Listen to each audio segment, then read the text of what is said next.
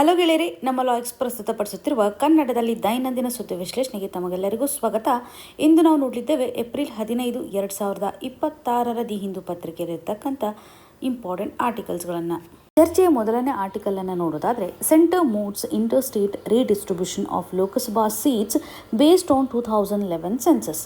ಈ ಒಂದು ಇಶ್ಯೂ ನಮಗೆ GS ಪೇಪರ್ 2 ನಡಿನಲ್ಲಿ ಪಾಲಿಟಿ ಆ್ಯಂಡ್ ಗವರ್ನೆನ್ಸ್ ಸೆಕ್ಷನ್ಗೆ ಸಂಬಂಧಪಟ್ಟಂತೆ ಕನೆಕ್ಟ್ ಆಗುತ್ತೆ. ಈ ಒಂದು ಆರ್ಟಿಕಲ್ ನಡಿಯಲ್ಲಿ ಸರ್ಕಾರ ಮಾಡಿರುವಂಥ ಒಂದು ಡ್ರಾಫ್ಟ್ನ ಆಧಾರದ ಮೇಲೆ ನೋಡ್ತಾ ಇದ್ದಾವೆ. ಡಿಲಿಮಿಟೇಷನ್ ಬಿಲ್ ಹಾಗೂ ಕಾನ್ಸ್ಟಿಟ್ಯೂಷನಲ್ ಅಮೆಂಡ್ಮೆಂಟ್ ಬಿಲ್ಗೆ ಸಂಬಂಧಿಸಿದಂಥ ಡ್ರಾಫ್ಟ್ ಸರ್ಕ್ಯುಲೇಟ್ ಆಗ್ತಾ ಇದೆ ಅಂತ ಕಾಣ್ತಾ ಇದ್ದಾವೆ. ಏನಿದೆ ಪ್ರಪೋಸಲ್ ಅಂತ ತಿಳಿದುಕೊಳ್ಬೇಕು, ಹಾಗೂ ಸೌತ್ ಸ್ಟೇಟ್ಸ್ಗಳ ಒಂದು ಕನ್ಸರ್ನನ್ನು ಈ ಒಂದು ಆರ್ಟಿಕಲ್ನ ಮುಖಾಂತರ ನಾವು ತಿಳಿದುಕೊಳ್ಬೇಕಾಗಿದೆ. ಸೆಂಟರ್ ಒಂದು ಪ್ರಪೋಸಲನ್ನು ಮಾಡ್ತಾ ಇದೆ. 2011 ಜನಗಣತಿಯನ್ನು ಯೂಸ್ ಮಾಡೋದ್ರ ಮುಖಾಂತರ ಈ ಒಂದು ಗಣತಿ ನಡೆಯಲ್ಲಿ ಎಷ್ಟರ ಮಟ್ಟಿಗೆ ಪಾಪ್ಯುಲೇಷನ್ ಇದೆ, ಪಾಪ್ಯುಲೇಷನ್ ಸೈಜ್ ಆಗಿರ್ಬೋದು, ಪಾಪ್ಯುಲೇಷನ್ ಡಿಸ್ಟ್ರಿಬ್ಯೂಷನ್ನ ಕನ್ಸಿಡರ್ ಮಾಡೋದ್ರ ಮುಖಾಂತರ ಡಿಲಿಮಿಟೇಷನನ್ನು ಮಾಡಬೇಕು ಅನ್ನುವಂಥ ಪ್ರಪೋಸಲ್. ಹಾಗೆ ಲೋಕಸಭೆಗೆ ಇರುವಂತಹ ಸೀಟ್ಸನ್ನು ಎನ್ಹ್ಯಾನ್ಸ್ ಮಾಡಬೇಕು ಅನ್ನುವಂಥ ಒಂದು ಚರ್ಚೆಯನ್ನು ಇಲ್ಲಿ ಕಾಣ್ತಾ ಇದ್ದಾವೆ. 850 ಸೀಟ್ಸ್ಗಳಿಗೆ ಇನ್ಕ್ರೀಸ್ ಮಾಡಬೇಕು ಅನ್ನುವಂಥ ಒಂದು ಪ್ರಪೋಸಲ್. ಇದರಡಿನಲ್ಲಿ ಸ್ಟೇಟ್ಸ್ಗಳಿಗೆ ನಿಯರ್ಲಿ 815 ಸೀಟ್ಸ್ಗಳನ್ನು ಒದಗಿಸಬೇಕು, ಹಾಗೂ ಯೂನಿಯನ್ ಟೆರಿಟರೀಸ್ಗಳಿಗೆ ನಿಯರ್ಲಿ 35 ಸೀಟ್ಸ್ಗಳನ್ನು ಒದಗಿಸಬೇಕು ಅನ್ನುವಂಥ ಒಂದು ಡಿಸ್ಕಷನನ್ನು ಕಾಣ್ಬೋದು. ಪ್ರಸ್ತುತವಾಗಿ 543 ಸೀಟ್ಸ್ಗಳನ್ನು ಲೋಕಸಭೆಯಲ್ಲಿ ಕಾಣ್ತಾ ಇರೋದಾಗಿ ನೋಡ್ಬೋದು. ಇಲ್ಲಿ ಸಂವಿಧಾನಾತ್ಮಕವಾಗಿರ್ತಕ್ಕಂಥ ತಿದ್ದುಪಡಿಯನ್ನು ಮಾಡುವಂಥ ಹಂತದಲ್ಲಿ ಆರ್ಟಿಕಲ್ 81 ಇಂಪಾರ್ಟೆಂಟ್ ಆಗುತ್ತೆ, ಆರ್ಟಿಕಲ್ 82 ಇಂಪಾರ್ಟೆಂಟ್ ಆಗುತ್ತೆ. ಆರ್ಟಿಕಲ್ 81 ನಡಿನಲ್ಲಿ ಲೋಕಸಭೆಗೆ ನಾವು ಯಾವ ರೀತಿ ಅಂತ ಸೀಟ್ಸ್ ಅಲೋಕೇಶನ್ಸ್ ಮಾಡ್ತಾ ಇದ್ದೇವೆ ಅಂತ ನೋಡ್ಬೋದು. ಆರ್ಟಿಕಲ್ 82 ನಡಿನಲ್ಲಿ ಜನಗಣತಿ ಆದ ಮೇಲೆ ಯಾವ ರೀತಿಯಾದಂಥ ಅಡ್ಜಸ್ಟ್ಮೆಂಟನ್ನು ಮಾಡ್ತೇವೆ ಅನ್ನುವಂಥದ್ದನ್ನು ರಿಫ್ಲೆಕ್ಟ್ ಮಾಡುತ್ತೆ. ಈ ಎರಡು ಆರ್ಟಿಕಲ್ ತುಂಬ ಇಂಪಾರ್ಟೆಂಟ್. ಮೊದಲು ಕನ್ಸರ್ನ್ ಯಾವ ರೀತಿ ಆಗಿದೆ ಅಂತ ನೋಡೋಣ. ಇವಾಗ ಫೆಡರಲಿಸಮ್ ನಡಿನಲ್ಲಿ ನಾವು ಗಮನ ಹರಿಸಿದ್ದೆ, ಆದರೆ ಸೌತ್ ಸ್ಟೇಟ್ಸ್ಗಳಿಗೆ ಸಾಕಷ್ಟು ಪ್ರೆಷರ್ಗಳನ್ನು ಇದು ಕ್ರಿಯೇಟ್ ಮಾಡುತ್ತೆ. ಬಿಕಾಸ್ 1971 ಸೆನ್ಸಸನ್ನು ಯೂಸ್ ಮಾಡೋದ್ರ ಮುಖಾಂತರ ನಾವು ಈ ಮೊದಲು ಬೌಂಡ್ರೀಸನ್ನು ರೀಡ್ರಾ ಮಾಡಿದ್ದೇವೆ ಅಲ್ವಾ. ಸೊ ಇಲ್ಲಿರುವಂಥ ಡೇಟಾಗೂ 2011 ಡೇಟಾಗೂ ತುಂಬ ಡಿಫ್ರೆನ್ಸ್ ಇದೆ. ಸೀಟ್ಸ್ಗಳನ್ನು ರೀಡಿಸ್ಟ್ರಿಬ್ಯೂಷನ್ ಮಾಡಿದಾದ ಮೇಲೆ ನಾರ್ತ್ ಹಾಗೂ ಹಿಂದಿ ಬೆಲ್ಟ್ ಏನಿದೆಲ್ಲ ಇವರಿಗೆ ಹೆಚ್ಚಿನ ಒಂದು ಸೀಟ್ಸ್ ಅಲೋಕೇಶನ್ ಆಗ್ತಕ್ಕಂಥ ಸಾಧ್ಯತೆ ಇದೆ. ಸೌತ್ ಸ್ಟೇಟ್ಸ್ಗಳಿಗೆ ಸೀಟ್ಸ್ಗಳು ಕಡಿಮೆ ಸಿಗುವಂತಹ ಒಂದು ಸಾಧ್ಯತೆಯನ್ನು ಕಾಣ್ತೇವೆ. ಸೌತ್ ಸ್ಟೇಟ್ಸ್ಗಳ ಒಂದು ಶೇರು ಡಿಕ್ಲೈನ್ ಆಗುವಂಥದ್ದನ್ನು ಕಾಣ್ಬೋದು. ಈ ಮೊದಲು 24.3% ಅಷ್ಟು ಇರುವಂಥದ್ದು ನಿಯರ್ಲಿ 20.7% ಅಷ್ಟು ಡಿಕ್ಲೈನ್ ಆಗುತ್ತೆ. ಅದೇ ನಾರ್ತ್ ರೀಜನ್ ಅಥವಾ ಹಿಂದಿ ಹಾರ್ಟ್ಲ್ಯಾಂಡ್ ಅಂತ ಏನು ಕರಿತೀವಿ, ಇಲ್ಲಿ 38.1% ಅಷ್ಟು ಮೊದಲಿತ್ತು, ನಿಯರ್ಲಿ 43% ಅಷ್ಟು ಇನ್ಕ್ರೀಸ್ ಆಗುವಂಥ ಒಂದು ಸಾಧ್ಯತೆ ಇದೆ. ಇಲ್ಲಿ ಪಾಪ್ಯುಲೇಷನ್ ಸೈಜ್ ತುಂಬ ಮ್ಯಾಟ್ರ್ ಆಗುತ್ತೆ. ಈ ಮೊದಲು ಸೌತ್ ಸ್ಟೇಟ್ಸ್ಗಳು ಪಾಪ್ಯುಲೇಷನ್ ಕಂಟ್ರೋಲ್ಗೆ ಸಂಬಂಧಿಸಿದಂತೆ ಸರಿಯಾದಂತಹ ಮೇಜರ್ಸ್ಗಳನ್ನು ತೆಗೆದುಕೊಂಡಿದ್ದಾರೆ. ನಾರ್ತ್ ಸ್ಟೇಟ್ ನಡಿನಲ್ಲಿ ಇನ್ನೂ ಕೂಡ ಪಾಪ್ಯುಲೇಷನ್ ಹೆಚ್ಚಾಗಿರುವಂಥದ್ದನ್ನು ನೋಡ್ತಾ ಇದ್ದೇವೆ. ಇವಾಗ ಸೀಟ್ಸ್ ಅಲೋಕೇಶನ್ ಅಂತ ಬಂದಾಗ ಯಾವ ಸ್ಟೇಟ್ಸ್ ನಡಿಯಲ್ಲಿ ಹೆಚ್ಚು ಪಾಪ್ಯುಲೇಷನ್ ಇರುತ್ತೆ ಆ ಒಂದು ಸ್ಟೇಟ್ಸ್ಗಳಿಗೆ ಹೆಚ್ಚು ಸೀಟ್ಸ್ಗಳು ಹೋಗುವಂಥ ಸಾಧ್ಯತೆ ಇದೆ ಅಲ್ವಾ. ಇದರ ಆಧಾರದ ಮೇಲೆ ನಾವು ಹೇಳ್ಬೋದು ಇಲ್ಲಿ ಒಂದು ಪೊಲಿಟಿಕಲ್ ಪವರ್ ಶಿಫ್ಟ್ ಆಗ್ತಾ ಇದೆ. ಸೌತ್ ಸ್ಟೇಟ್ಸ್ಗಳಿಗೆ ಒಂದು ಪೆನಾಲ್ಟಿ ಸಿಕ್ಕಂಗೆ ಆಗ್ತಾ ಇದೆ ಅಂತ. ಇಲ್ಲಿ ಹೆಚ್ಚು ಸೀಟ್ಸ್ಗಳನ್ನು ಅಲೋಕೇಟ್ ಮಾಡ್ತಾ ಇದ್ದೇವೆ ಅಂತಂದರೆ ಸರ್ಕಾರವನ್ನು ಫಾರ್ಮ್ ಮಾಡುವಂಥ ಹಂತದಲ್ಲಿ ಡೆಫಿನೆಟ್ಲಿ ಇನ್ಫ್ಲೂಯೆನ್ಸನ್ನು ಕ್ರಿಯೇಟ್ ಮಾಡುತ್ತೆ. ಪಾಲಿಸಿ ಡಿಸಿಷನ್ ಅಂತ ಬಂದಾಗೂ ಸಹ ಹೆಚ್ಚಿನ ಸೀಟ್ಸ್ಗಳು ಇನ್ಫ್ಲೂಯೆನ್ಸನ್ನು ಮಾಡ್ತವಲ್ವಾ. ಇದರ ಆಧಾರದ ಮೇಲೆ ಒಂದು ಪೊಲಿಟಿಕಲ್ ಇಂಪ್ಲಿಕೇಶನ್ಸನ್ನು ಇದು ಕ್ರಿಯೇಟ್ ಮಾಡ್ತಾ ಇದೆ. ಜೊತೆಗೆ ರೀಜನಲ್ ಇಂಬ್ಯಾಲೆನ್ಸನ್ನು ಸಹ ಕ್ರಿಯೇಟ್ ಮಾಡುತ್ತೆ. ಸೌತ್ ಸ್ಟೇಟ್ಸ್ಗಳು GDP ಶೇರ್ ನಡಿಯಲ್ಲಿ ಹೆಚ್ಚಿನ ಪ್ರಮಾಣದಲ್ಲಿ ಕಾಂಟ್ರಿಬ್ಯೂಷನನ್ನು ಮಾಡ್ತಾ ಇದ್ದಾವೆ. ಜೊತೆಗೆ ಹ್ಯೂಮನ್ ಡೆವಲಪ್ಮೆಂಟ್ ಇಂಡಿಕೇಟರ್ಸ್ ಅಂತ ಬಂದಾಗೂ ಸಹ ಸೌತ್ ಸ್ಟೇಟ್ಸ್ಗಳು ಬೆಟರ್ ಇಂಡಿಕೇಷನ್ಸನ್ನು ಮಾಡ್ತವೆ. ಸೊ ಇಲ್ಲಿ ಪೊಲಿಟಿಕಲ್ ವಾಯ್ಸ್ ಸೌತ್ನಿಂದ ಕಡಿಮೆ ಆಗುತ್ತೆ ಅನ್ನುವಂಥದ್ದನ್ನು ಗಮನ ಹರಿಸ್ಬೋದು. ಹಾಗಾಗಿ ಒಂದು ಆರ್ಗ್ಯುಮೆಂಟ್ ಏನಂತಂದರೆ ಈಕ್ವಲ್ ಆಗಿರ್ತಕ್ಕಂಥ ರಿಪ್ರೆಸೆಂಟೇಷನನ್ನು ಒದಗಿಸಬೇಕು. ಅದರಲ್ಲೂ ಪ್ರಸ್ತುತವಾಗಿರುವಂಥ ಡೆಮೋಗ್ರಫಿಕ್ ರಿಯಾಲಿಟಿ ಯಾವ ರೀತಿಯಾಗಿದೆ ಅದನ್ನು ಸಹ ರಿಫ್ಲೆಕ್ಟ್ ಮಾಡುವಂಥದ್ದನ್ನು ಗಮನ ಹರಿಸ್ಬೋದು. 71 ಡೇಟಾವನ್ನು ಯೂಸ್ ಮಾಡೋದು ತುಂಬ ಔಟ್ಡೇಟೆಡ್ ಆಗಿದೆ. 2011 ಸೆನ್ಸಸನ್ನು ಇವಾಗ ನಾವು ಯೂಸ್ ಮಾಡಬಹುದು ಅಂತ ಸರ್ಕಾರದ ಒಂದು ಕನ್ಸಿಡರೇಷನನ್ನು ಕಾಣ್ಬೋದು. ಆದರೂ ಕೂಡ ಪಾಪ್ಯುಲೇಷನ್ ಕಂಟ್ರೋಲ್ಗೆ ಸಂಬಂಧಿಸಿದ ಮೇಜರ್ಸನ್ನು ಸೌತ್ ಸ್ಟೇಟ್ಸ್ಗಳು ತೆಗೆದುಕೊಂಡಿರೋದ್ರಿಂದ ಇವ್ರಿಗೆ ಸ್ವಲ್ಪ ಹೊಡೆತವನ್ನು ಕೊಡಲಿದೆ ಅಂತ ಹೇಳ್ಬೋದು. ಕೋಆಪರೇಟಿವ್ ಫೆಡರಲಿಸಮ್ ಇವಾಗ ವೀಕ್ ಆಗ್ತಕ್ಕಂಥ ಒಂದು ಸಾಧ್ಯತೆಗಳನ್ನು ಕಾಣ್ತೇವೆ. ಬ್ಯಾಲೆನ್ಸ್ಡ್ ಆಗಿರುವಂಥ ಫಾರ್ಮುಲಾವನ್ನು ತೆಗೆದುಕೊಂಡು ಬರಬೇಕು. ಇವಾಗ ಕೇವಲ ಒಂದು ಪಾಪ್ಯುಲೇಷನ್ ಆಧಾರದ ಮೇಲೆ ಮಾತ್ರ ನಾವು ಯಾಕೆ ಸೀಟ್ಸ್ ಅಲೋಕೇಶನ್ಸ್ ಮಾಡ್ತಾ ಇದ್ದೇವೆ, ಡೆವಲಪ್ಮೆಂಟಲ್ ಇಂಡಿಕೇಟರ್ಸ್ಗಳನ್ನು ಸಹ ಯೂಸ್ ಮಾಡ್ಬೋದಲ್ವ. ಇದರ ಆಧಾರದ ಮೇಲೆ ನಾವು ಅಪ್ರೋಚನ್ನೇ ಚೇಂಜ್ ಮಾಡಬೇಕು ಅನ್ನುವಂಥ ಡಿಸ್ಕಷನ್ಸ್ಗಳು ಸಹ ನಡೀತಾ ಇದ್ದಾವೆ. ಸ್ಟೇಟ್ಸ್ಗಳು ಗೌರ್ಮೆಂಟ್ಗಳ ಒಂದು ವಾದವನ್ನು ಸಹ ಕಾಣ್ತಾ ಇದ್ದಾವೆ. ಎಕ್ಸಾಮಿನೇಷನ್ ಪರ್ಸ್ಪೆಕ್ಟಿವ್ ನಡಿಯಲ್ಲಿ 131ನೇ ಸಂವಿಧಾನಾತ್ಮಕವಾಗಿರುವಂಥ ತಿದ್ದುಪಡಿ ಬಿಲ್ ಏನು ಇಂಪಾರ್ಟೆಂಟು, ಇದರಲ್ಲಿನಲ್ಲಿ ಏನು ಬದಲಾವಣೆ ಮಾಡಬೇಕು ಅಂತ ಸರ್ಕಾರ ನಿರ್ಧಾರವನ್ನು ತೆಗೆದುಕೊಂಡಿದೆ ಅಂತ. ಹಾಗೂ ಸೀಟ್ಸ್ ಅಲೋಕೇಶನ್ಗೆ ಸಂಬಂಧಪಟ್ಟಂತೆ ಈ ಮೊದಲು ಮಾಡಿರುವಂಥ ತಿದ್ದುಪಡಿಗಳು ನಮಗೆ ಇಂಪಾರ್ಟೆಂಟ್ ಆಗುತ್ತೆ. 1971ನಲ್ಲಿರುವಂತಹ ಸೆನ್ಸಸ್ ಡೇಟಾವನ್ನು ಯೂಸ್ ಮಾಡಬೇಕು ಅನ್ನುವಂಥ ನಿಟ್ಟಿನಲ್ಲಿ 42ನೇ ಸಂವಿಧಾನಾತ್ಮಕವಾಗಿರ್ತಕ್ಕಂಥ ತಿದ್ದುಪಡಿ ಇಂಪಾರ್ಟೆಂಟ್ ಹಾಗೂ 84th ಕಾನ್ಸ್ಟಿಟ್ಯೂಷನಲ್ ಅಮೆಂಡ್ಮೆಂಟ್ ಆ್ಯಕ್ಟ್ 42ನೇ ತಿದ್ದುಪಡಿ 1976 ಕಾಣ್ಬೋದು. ಪ್ರಸ್ತುತವಾಗಿರುವಂತಹ ಒಂದು ಸೀಟ್ ಅಲೋಕೇಶನ್ಸು 1971ನಲ್ಲಿರುವಂಥ ಸೆನ್ಸಸ್ನ ಆಧಾರದ ಮೇಲೆ ನಡೀತಾ ಇದೆ. 42nd ಕಾನ್ಸ್ಟಿಟ್ಯೂಷನಲ್ ಅಮೆಂಡ್ಮೆಂಟಲ್ಲಿ ಏನು ಮಾಡ್ತಾರೆ ಅಂದರೆ ಸೀಟ್ಸ್ಗಳನ್ನು ಫ್ರೋಸ್ ಮಾಡಬೇಕು ಟಿಲ್ 2001 ಅನ್ನುವಂಥದ್ದಾಗಿ, ಅಂದರೆ 1971ನಲ್ಲಿರುವಂಥ ಸೆನ್ಸಸ್ಗಳನ್ನೇ ಯೂಸ್ ಮಾಡೋದ್ರ ಮುಖಾಂತರ ಟಿಲ್ 2001 ತನಕ ನಾವು ಯೂಸ್ ಮಾಡ್ಕೋಬೋದು ಅನ್ನುವಂಥ ನಿಟ್ಟಿನಲ್ಲಿ ಒಂದು ಸೀಟ್ಸ್ ಅಲೋಕೇಶನ್ಸನ್ನು ಕಂಪ್ಲೀಟಾಗಿ ಫ್ರೋಸ್ ಮಾಡಿರ್ತಾರೆ. 87th ಕಾನ್ಸ್ಟಿಟ್ಯೂಷನ್ ಅಮೆಂಡ್ಮೆಂಟ್ ಆ್ಯಕ್ಟ್ ನಡಿನಲ್ಲಿ 2001 ಅಂತ ಹೇಳ್ಬೋದು. ಸೊ ಈ ಒಂದು ಆ್ಯಕ್ಟ್ನ ಮುಖಾಂತರ ಫ್ರೋಸ್ ಮಾಡಿರುವಂಥ ಕಂಡೀಷನ್ಸನ್ನು ಮತ್ತೆ ಎಕ್ಸ್ಟೆಂಡ್ ಮಾಡ್ತಾರೆ ಟಿಲ್ 2026. ಹಾಗಾಗಿ ಇವಾಗ ನಾವೇನು ಮಾಡಬೇಕಾಗಿದೆ, ಈ ಮೊದಲು ಯೂಸ್ ಮಾಡ್ತಾ ಇರುವಂಥ ಸೆನ್ಸಸ್ಸನ್ನು ನಾವು ಬದಲಾವಣೆ ಮಾಡಬೇಕಾಗಿದೆ.